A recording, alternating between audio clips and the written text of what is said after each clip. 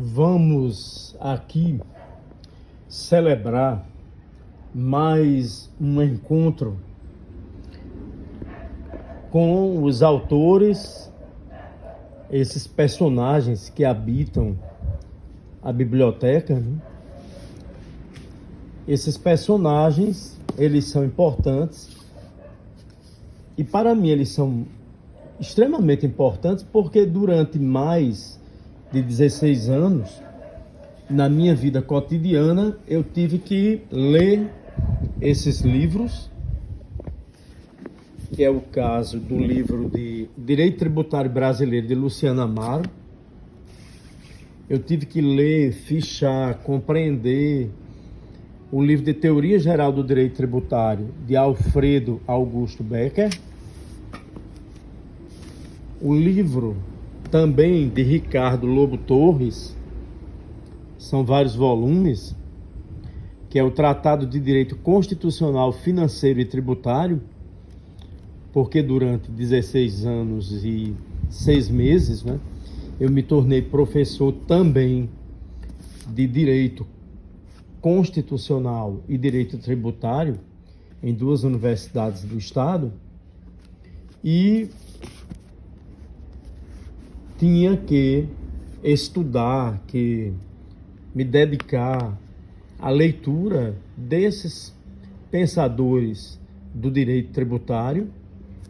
para o preparo das aulas, para poder ter a condição objetiva de efetivar todas aquelas aulas que eu gostava muito da aula lá no quadro, de colocar os conceitos, o histórico, colocar para os alunos o que era a hipótese de incidência, o que era o fato gerador, a necessidade de estudar direito tributário dentro de um modelo de pensamento dialético, que tínhamos que examinar todos os processos, né, dentro do direito tributário, desde pensar o que era uma hipótese de incidência tributária, ou melhor, uma regra matriz de incidência tributária, o que era o fato gerador da obrigação, o que era uma obrigação, a obrigação principal, a obrigação que deriva, né, da obrigação principal. Então, sempre, e uma coisa importante é que eu gostava que o aluno tivesse conhecimento dos manuais, um manual muito utilizado por mim também na sala de aula, foi o manual do professor Eduardo Sabag, e para a compreensão teórica metodológica do direito tributário, a teoria de Alfredo Augusto Becker. Aí eu mostrava por que o professor Alfredo Augusto Becker, em sua Teoria Geral do Direito Tributário, começou a falar no manicômio jurídico tributário, né? E também, como eu também lecionava a parte do direito financeiro, eu também trazia a discussão para a sala de aula, né? Da legislação, tanto da legislação geral do direito tributário, como das leis para elaboração e do procedimento constitucional, legal, racional, burocrático para a elaboração do plano plurianual, da lei das diretrizes, para que o aluno soubesse detalhadamente como o Congresso Nacional ia trabalhar na confecção dessa legislação, que até hoje, né, a maioria das pessoas só ouvem falar pela TV ou pelos jornais, mas não tem tempo para saber assim detalhadamente de que trata o PPA, a LDO e a LOA. E uma outra coisa é que essas leituras, elas eram a base para que eu pudesse também contribuir ao longo desses 30 e tantos anos de de serviço de professor no campo jurídico, onde eu pude também escrever sobre o direito tributário, que foi o caso da revista de preparação do mestrado da UNP, a revista de pós-graduação em Direito da Universidade de Potiguar, e que eu tinha que estudar, ter tempo para pensar.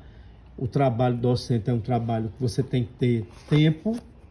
não é? E eu pude escrever nessa revista em 2008, né? De janeiro a dezembro de 2008. Então eu tive a oportunidade e o tempo para elaborar esse texto, esse capítulo, né? Que é o banquete jurídico tributário, o discurso da ciência e o discurso dos mestres, através das letras de Alfredo Becker, Amilcar de Araújo Falcão, Geraldo Ataliba e Paulo de Barros de Carvalho, na construção de uma teoria do direito tributário. Lembrando que todo o construto teórico metodológico desse texto é a partir da dialética hegeliana, aonde eu vou mostrar que a teoria que vem a partir de Amilcar de Araújo Falcão, que é a discussão da teoria do fato gerador da obrigação, seria num determinado momento a tese. O teórico que traz a sua antítese é Geraldo Ataliba, com a construção da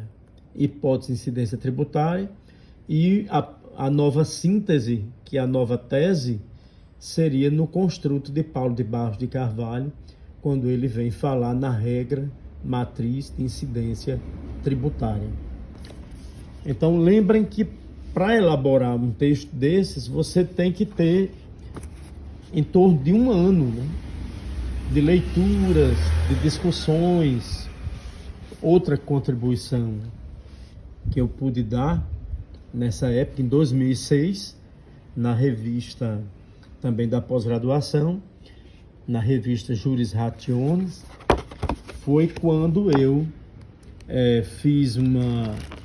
discussão sobre a questão do processo dentro de uma compreensão weberiana, a compreensão legal racional do processo administrativo tributário. Então eu fiz as leituras do Weber, de sua teoria sobre o poder legal racional, né? Poder em Weber é dominação, e a lupa para enxergar o processo administrativo tributário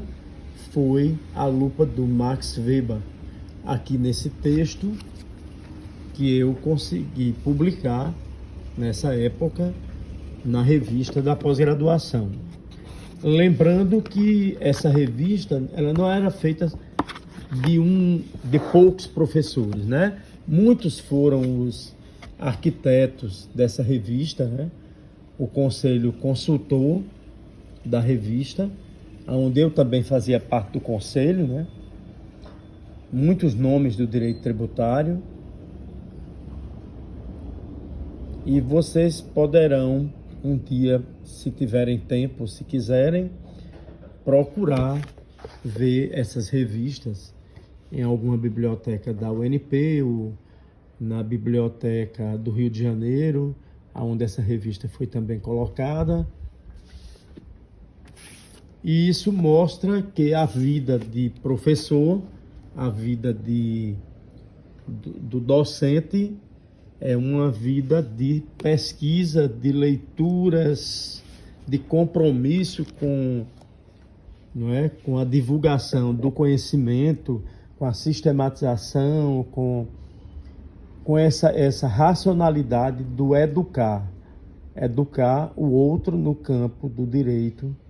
financeiro tributário, no campo do direito tributário, com responsabilidade, com conhecimento sistematizado.